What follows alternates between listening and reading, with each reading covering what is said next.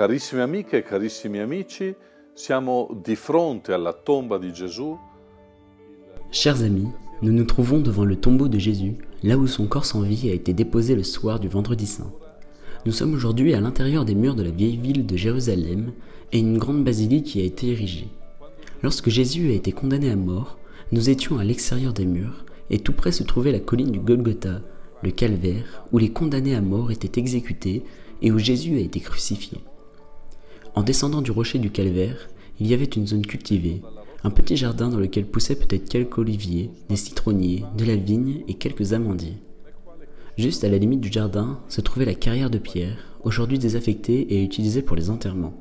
C'est l'endroit où nous nous trouvons et où Joseph d'Arimathie s'était acheté un nouveau tombeau. C'est là que le corps de Jésus fut déposé, oint et enveloppé à la hâte, dans un drap neuf, avec un linceul sur le visage. À la tombée de la nuit, toute activité devait être suspendue car le Shabbat approchait. Une autre nuit devait encore s'écouler avant que nous puissions revenir ici pour pleurer et achever l'enterrement. En visitant ce tombeau vide et en priant ici, je me suis demandé à plusieurs reprises que s'est-il passé dans la nuit entre le samedi saint et le dimanche de Pâques. Comment la résurrection de Jésus, qui est le fondement de notre foi et de notre espérance, a-t-elle eu lieu? J'imagine l'heure la plus sombre de la nuit et l'instant où l'obscurité est brisée par le premier rayon de soleil qui apparaît au loin à l'horizon. J'imagine l'heure la plus calme et la plus froide de la nuit, lorsque le souffle d'un enfant est audible et que la rosée se dépose sur l'herbe et les arbres. Et j'imagine qu'en un instant tout change, c'est comme un éclair. Les bandages qui enserraient le corps de Jésus se dissolvent soudain, le drap qui l'enveloppait s'affaisse, sur la pierre soudain vidée de son contenu, et le linceul reste là, presque suspendu, pour nous rappeler qu'il recouvrait un visage. Cet éclair de lumière, c'est le début d'une nouvelle création, d'un nouveau monde et d'une nouvelle humanité.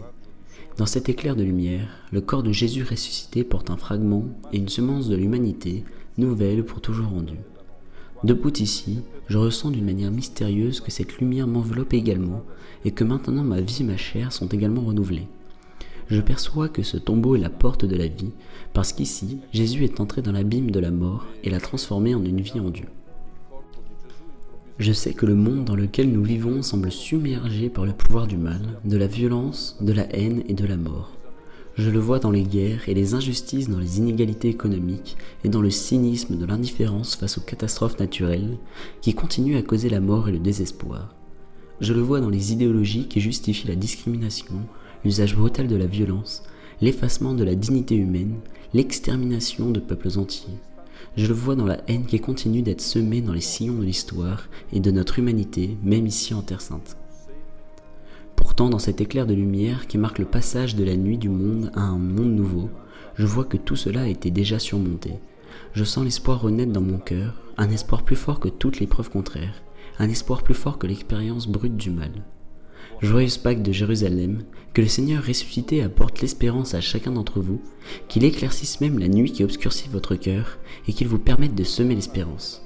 Le Seigneur est vraiment ressuscité, joyeuse Pâques. Capaci di seminare speranza. Il Signore è veramente risorto. Buona Pasqua.